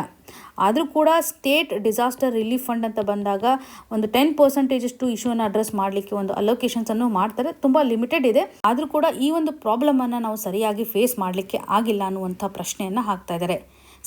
ಹೀಟ್ ಝೋನ್ಸ್ ನಡಿಯಲ್ಲಿ ವರ್ಕರ್ಸ್ಗಳ ಒಂದು ಸ್ಥಿತಿಗತಿಗಳು ಯಾವ ರೀತಿಯಾಗಿದ್ದಾವೆ ಅನ್ನೋದನ್ನು ಅಡ್ರೆಸ್ ಮಾಡೋದು ಇಂಪಾರ್ಟೆಂಟು ಅನ್ನುವಂಥದ್ದು. ಅದರಲ್ಲೂ ಸ್ಟ್ರಕ್ಚರಲ್ ಇಶ್ಯೂಸ್ ಅಂತ ಬಂದಾಗ ಗಿಗ್ ವರ್ಕರ್ಸ್ಗೆ ಸಂಬಂಧಪಟ್ಟಂತೆ ನಾವು ನೋಡ್ತಾ ಇದ್ದೇವೆ. ಡೆಲಿವರಿ ಡೆಡ್ಲೈನ್ ಇರೋದ್ರಿಂದ ಎಷ್ಟರ ಮಟ್ಟಿಗೆ ಅವರು ಹೀಟ್ ಅಲರ್ಟ್ ಇದ್ದರೂ ಕೂಡ ಅವರು ತಮ್ಮ ಒಂದು ವರ್ಕನ್ನು ಮಾಡಲೇಬೇಕಾಗಿರುವಂಥ ಸ್ಥಿತಿಗತಿಗಳನ್ನು ಗಮನಿಸ್ಬೋದು. ಅರ್ಬನ್ ಹೀಟ್ ಎಫೆಕ್ಟ್ ಅನ್ನುವಂಥ ಸಿಚುವೇಶನ್ಸನ್ನು ನೋಡಿದಾಗ ಹೀಟ್ ಇಂಟೆನ್ಸಿಟಿ ಇನ್ನೂ ಹೆಚ್ಚಾಗ್ತಾ ಇರುವಂಥ ಸ್ಥಿತಿಗತಿಗಳನ್ನು ಕಾಣ್ತಾ ಇದ್ದೇವೆ. ಹಾಗಾಗಿ ಹೀಟ್ ವೇವ್ಸಿಂದ ಆಗ್ತಾ ಇರುವಂಥ ಇಂಪ್ಯಾಕ್ಟನ್ನು ತಡೆಗಟ್ಟುವಂಥ ಹಂತದಲ್ಲಿ ರೈಟ್ ಟು ಕೂಲ್ ಅನ್ನುವಂಥ ಆಸ್ಪೆಕ್ಟನ್ನು ಆರ್ಟಿಕಲ್ 21 ನಡಿನಲ್ಲಿ ನಾವು ಯಾಕೆ ಕನ್ಸಿಡರ್ ಮಾಡಬಾರ್ದು. ಅದರಲ್ಲೂ ಬೆಟರ್ ಹೀಟ್ ಮೆಜರ್ಮೆಂಟನ್ನು ಕನ್ಸಿಡರ್ ಮಾಡ್ತಕ್ಕಂಥ ಹಂತದಲ್ಲಿ ಹೀಟ್ ಇಂಡೆಕ್ಸನ್ನು ರಿಲೀಸ್ ಮಾಡ್ಬೋದಲ್ವಾ. ಟೆಂಪ್ರೇಚರ್ ಮತ್ತು ಹ್ಯೂಮಿಡಿಟಿಯ ಆಧಾರದ ಮೇಲೆ ನಾವು ಒಂದು ಇಂಡೆಕ್ಸನ್ನು ತೆಗೆದುಕೊಂಡು ಯಾವ ರೀಜನ್ ನಡಿನಲ್ಲಿ ಯಾವ ರೀತಿ ಅಂತ ಈಗ ತಿಳಿದವೆ, ಹೇಗೆ ಅದನ್ನು ರಿಸಾಲ್ವ್ ಮಾಡಲಿಕ್ಕೆ ಸಾಧ್ಯತೆ ಇದೆ ಅನ್ನುವಂಥ ಪ್ರಶ್ನೆಗಳಿಗೆ ಉತ್ತರವನ್ನು ನಾವು ಹುಡುಕೋಬಹುದು. ಅಗೇನ್ ಡಿಸಾಸ್ಟರ್ ಮ್ಯಾನೇಜ್ಮೆಂಟ್ ನಡಿನಲ್ಲೂ ಸಹ ಡಿಸಾಸ್ಟರ್ ಲಿಸ್ಟಲ್ಲಿ ಹೀಟ್ ವೇವ್ಸನ್ನು ಮೆನ್ಷನ್ ಮಾಡೋದ್ರ ಮುಖಾಂತರ ಸರಿಯಾದಂಥ ಒಂದು ಫಂಡ್ ಅಲೋಕೇಶನ್ ಆಗುತ್ತೆ. ಅಗೇನ್ ವರ್ಕರ್ಸ್ಗೆ ಸಂಬಂಧಪಟ್ಟಂಥ ಪ್ರೊಟೆಕ್ಷನ್ ಮಾಡ್ತಕ್ಕಂಥ ಹಂತದಲ್ಲಿ ಕೂಲಿಂಗ್ ಶೆಲ್ಟರ್ಸ್ಗಳನ್ನು ಡೆವಲಪ್ ಮಾಡ್ಬೋದು, ಪಬ್ಲಿಕ್ ವಾಟರ್ ಅವೈಲೇಬಲ್ ಇರುವಂತೆ ಮಾಡುವಂಥದ್ದಾಗಿರ್ಬೋದು. ಅಗೇನ್ ವರ್ಕರ್ಸ್ಗಳಿಗೇನಾದರೂ ಹೆಲ್ತ್ ರಿಸ್ಕ್ನಿಂದಾಗಿ ಕೆಲಸವನ್ನು ಕಳ್ಕೊಂಡಿದ್ದೇ ಆಗಿರ್ಬೋದು, ಅಥವಾ ಕೆಲವೊಂದಿಷ್ಟು ಡೇಸಲ್ಲಿ ವರ್ಕ್ ಮಾಡದೇ ಇರತಕ್ಕಂಥ ಸ್ಥಿತಿಗಳು ಇದ್ದರೆ ಅವರಿಗೆ ಕಂಪೆನ್ಸೇಷನನ್ನು ಕೊಡೋದ್ರ ಮುಖಾಂತರ ಹೀಟ್ ಕ್ರೈಸಿಸ್ನಿಂದ ಆಗ್ತಾ ಇರುವಂಥ ಇಂಪ್ಯಾಕ್ಟನ್ನು ತಡೆಗಟ್ಟಬಹುದು. ಇವಾಗ ಹೀಟ್ ಕ್ರೈಸಿಸ್ ಕೇವಲ ಕ್ಲೈಮೆಟಿಕ್ ಇಶ್ಯೂ ಅಲ್ಲ, ಇದೊಂದು ಲೇಬರ್ ಇಶ್ಯೂ ಆಗಿದೆ, ಎಕನಾಮಿಕ್ ಇಶ್ಯೂ ಆಗಿದೆ ಹಾಗೂ ಕಾನ್ಸ್ಟಿಟ್ಯೂಷನಲ್ ಇಶ್ಯೂ ಆಗಿದೆ ಅನ್ನುವಂಥದ್ದನ್ನು ಹೈಲೈಟ್ ಮಾಡ್ತಾ ಇದ್ದಾರೆ. ಆನ್ಸರ್ ಅನ್ನು ಬರೀತಕ್ಕಂಥ ಹಂತದಲ್ಲಿ ಇನೋವೇಟಿವ್ ಆಗಿರುವಂತಹ ಅಪ್ರೋಚಸ್ಗಳನ್ನು ನೀವು ಮೆನ್ಷನ್ ಮಾಡಬೇಕಾಗುತ್ತೆ. ಥರ್ಮಲ್ ಇನ್ಇಕ್ವಾಲಿಟಿ, ಥರ್ಮಲ್ ಇನ್ಜಸ್ಟಿಸ್ ಅನ್ನುವಂಥ ಟರ್ಮ್ಸನ್ನು ಇಲ್ಲಿ ಯೂಸ್ ಮಾಡ್ತಾ ಇದ್ದಾರಲ್ಲ, ಇದನ್ನು ಇಂಟ್ರೊಡ್ಯೂಸ್ ಮಾಡ್ಬೋದು. ಹೀಟ್ ಇಂಡೆಕ್ಸ್ ಕಾನ್ಸೆಪ್ಟನ್ನು ಆಥರ್ ಅವರು ಇಲ್ಲಿ ಹೈಲೈಟ್ ಮಾಡ್ತಾ ಇದ್ದಾರೆ. ಇವುಗಳನ್ನು ಇಂಟ್ರೊಡ್ಯೂಸ್ ಮಾಡೋದ್ರ ಮುಖಾಂತರ ಹೆಚ್ಚಿನ ಅಂಕಗಳನ್ನು ನೀವು ಪಡೆದುಕೊಳ್ಳಿಕ್ಕೆ ಸಾಧ್ಯತೆ ಇದೆ. ಇಲ್ಲಿ ನೀವೊಂದು ಸಿಂಪಲ್ ಪ್ರಶ್ನೆಯನ್ನು ಕೇಳುವಂಥದ್ದಾದರೆ, ಹೀಟ್ ವೇವ್ಗೆ ಸಂಬಂಧಪಟ್ಟಂತೆ ನಾವು ಡಿಸ್ಕಷನನ್ನು ಮಾಡಿದ್ದೇವೆ ರೀಸೆಂಟಾಗಿ. ಹೀಟ್ ವೇವ್ಸ್ ಅಂತ ನಾವು ಯಾವಾಗ ಕನ್ಸಿಡರ್ ಮಾಡ್ತೇವೆ, ಟೆಂಪ್ರೇಚರ್ನ ಒಂದು ಲಿಮಿಟ್ ಯಾವ ರೀತಿ ಆಗಿದೆ ಅನ್ನೋದನ್ನು ಕಮೆಂಟಲ್ಲಿ ಮೆನ್ಷನ್ ಮಾಡಿ. ಸೊ ಇವತ್ತು ಡಿಸ್ಕಸ್ ಮಾಡಿರ್ತಕ್ಕಂಥ ಆರ್ಟಿಕಲ್ಸ್ಗಳು ನಿಮಗೆ ನೀಟಾಗಿ ಅರ್ಥ ಆಗಿದೆ ಅಂತ ಭಾವಿಸ್ತಾ ಇದ್ದೀನಿ. ನಿಮಗೇನೇ ಕನ್ಸರ್ನ್ ಇದ್ದರೂ ಕೂಡ ಕಮೆಂಟ್ನ ಮುಖಾಂತರ ತಿಳಿಸಿಕೊಡಿ ಅಂತ ಹೇಳ್ತಾ, ಆಲ್ ದಿ ವೆರಿ ಬೆಸ್ಟ್. ಧನ್ಯವಾದಗಳು.